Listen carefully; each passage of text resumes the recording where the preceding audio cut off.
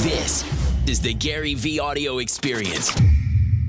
Hey podcast, Joe from Team Gary here. Today's episode is a Gary V TV classic, where Gary discusses why and will always beat or. Enjoy. Social media content is where brand is actually being built. It just is. And it's time that we finally accept it. Like, brand is being built in the lower and middle funnel. There's far more consumption of Ultra and Stella and Budweiser happening on this phone today than on a TVC outside of Super Bowl, which ironically some brands are and aren't doing this year. And I think the work that Budweiser is doing is very strategic because we've done it for so long. But we need to have a new conversation, my friends. Please let what you see going on with Bitcoin and sports cards and Wall Street and Discord and Clubhouse, like, isn't everybody here tired of just being slow and non-culturally relevant? Like, isn't it just time for us to, like, isn't that what this meeting's about, right? Isn't this meeting about, let's take a step out? Because I do it too. I'm not sitting on a high horse. I get into my minutia too. But these meetings, correct me if I'm wrong later when Matt jumps in, Matt, these are times to step back and think. We're taking time out from working right now to consume. I think it's time we understand what's actually happening, why GameStop can go from almost going out of business to $300 a share. People, the internet, the pipes of the internet rule the day. Has the social discourse in America and around the world not taught you what's going on? Distribution has been disrupted, my friends. We can't run the same media playbook. And when you don't run the same media playbook, it changes the entire creative playbook. We have to score differently. We have to act differently. Please, it's over. Don Draper is fucking dead. He's really dead. Like, not even kind of dead. And we need to understand that. And the second we do as an organization, incredible things happen. The politics between global and local change because we become, and stick with me here, this is the word of the day. This is an and game creatively, not an or game. This, Stella can be both super premium and affordable luxury, funny and serious. It should be relevant to as many people as does anybody here not want everybody to drink everything that we sell? Like, because we decided in a boardroom who should buy Stella versus Bud Light, that's how we should communicate. They should both communicate to everybody. They're monster brands. We are making enormous common sense mistakes in the ecosystem. We completely have lost our way with where brand is being built. And we have to get back to the ABCs. It starts with attention. Business is the punchline. Then we can talk about creativity fitting into A and B. Let's get our ABCs down. This is simple. This is common sense. But corporate America, the global corporate world, and Madison Avenue are not living in it. They're just not.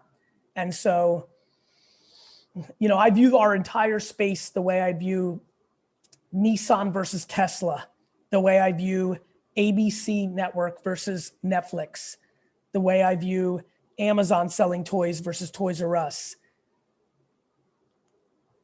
It's changed. The way I view influencers over famous people. This company is going to be thrilled to sign 7-figure deals with famous people, while there's influencers that are 10 times more famous with our target audience that we could get for hundreds, if not tens of thousands of dollars. We just need more cultural relevance. We need more speed. We need more empathy, not apathy. We need to be more consumer centric. We need to be faster, cultural relevant. We need to change our processes, the way we judge. We have to suffocate our own bullshit within ourselves. It's time. It's 2021. So I wanted to ask you, so I stayed with you say post music consistently, just drop music, like quantity versus quality, and I've been doing that for a while, but now I'm signed versus quality, Diego. That's the part that I think a lot of people get a little bit confused about my message. I'm in the business of quality and quantity. Quantity is not subjective, quality is. You almost talked yourself out of posting the post that changed your life. Yeah. Because you were judging the quality. Let the world judge the quality. So people think it's an or game, and I think it's an and game. Like, to me, it's not, quantity over quality. It's quantity is black and white and quality is subjective. Of course. And so that's a big deal for me. Of course. And it's real. It's super real. It's how the whole world's always worked. And quality comes out of your ability, period. Whether, if you've got it, it's going to be quality. Some things are going to hit the market more. I say 48 things over and over. I say them 570,000 different ways. And eventually like one hits that person, right? Like maybe if I said be in the yes business, like that time, thank God it hit you and it worked. But I say, go and do all the time. It was just that, I remember that, that thought. I mean, I thought about something the other day about like, what's my humanity footprint? Been thinking about this term in my head, like, what's my humanity footprint? Meaning like we talk about like our carbon footprint and like all these other footprints. And I'm like, yo, what's my humanity footprint? Like what am I doing every day that's making an impact on humanity? Here's, a kid from Venezuela, Ottawa, Europe who, just listened. It taught him the humility to go and, and mop floors. It gave him the courage and the ability to put out 702 pieces of content before it happened. Yeah. That's leaving a legacy, so don't get it twisted, my guy. This is not, quantity over quality. This is quantity is black and white and Facts. Quality is 100% subjective by the market, not by you or the label. Facts, or your homie or your uncle or me. Both is always the answer if you can do it. Both is always the answer to everything. No, but it's true, right, Tony? Both. Absolutely. Conrad, thanks for calling. I mean, Tony, listen, I've listened to enough sports radio to know when to cut it off. Listen, I think both is the answer when you can do it. And what I like about that moment, why I love this call-in show is like, look, both may not be the answer when you have 2 kids and a dog and you've been on a plane. Like maybe that's not what you want to do. But when you're hungry in the beginning, like when you could do both. You could. I mean, I look at everyone like both. If you want it so bad. Some don't. Some want to make a nice living, buy stuff with it, enjoy the fruits of a $60,000 to $150,000 salary, like going to a concert and buying a T-shirt and like going to a Knicks game, like Mazel Tov. But like if you're hungry, both is real. Yeah, both is real. I've been doing both for a long time. I'm looking into getting into like Shopify dropshipping. Yep. But I also like the like taking on clients because I'm a very people person. Yeah. What do you think of do both? That whole thing? You don't think it's too much? No, I mean I don't know you. Sure. I don't know your work ethic, your ambition. Sure. But it's definitely not too much. Having a client service business 9 to 5 and doing drop shipping, 9 p.m. to midnight and having, family time in the middle and getting 7 hours of sleep, is a very, very practical framework. Yeah. It just depends on how hungry you are. Yeah. Like you may say, Gary, that doesn't work for me because I want to watch Netflix or be part of the dart team or play, and that's great. Then you got to pick one. Yeah. But it is definitely not too much. Sure. Do you think of getting into... And then this way you'll know which one you like better. Right. One of the reasons that it's good to sacrifice a little bit for 6 months to a year is because you get to taste both and make a decision, because otherwise you won't know.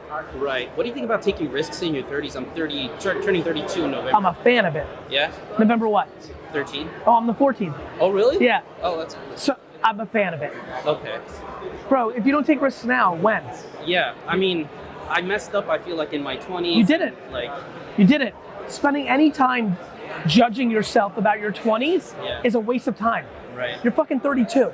I was stocking shelves in a liquor store at 32. I've been driving Uber, doing deliveries. I feel like I'm like... You could do more. Yeah. So do more. Yeah. And don't judge that either. You're grinding. You're making honest fucking days living. There's nothing wrong with that either. But you just need to go. Okay. And not look backwards and not worry about your mom's judgment and just go. Because I still have debt, but I've been making some more money on TaskRabbit and stuff, and I'm trying to see if I can leverage that debt in the fourth quarter to try to... I understand. With e-commerce and stuff. Look, my point of view is that it's way early. I've always been so knowledgeable about business and about my creative side, and I've always been torn about which side of me I go to.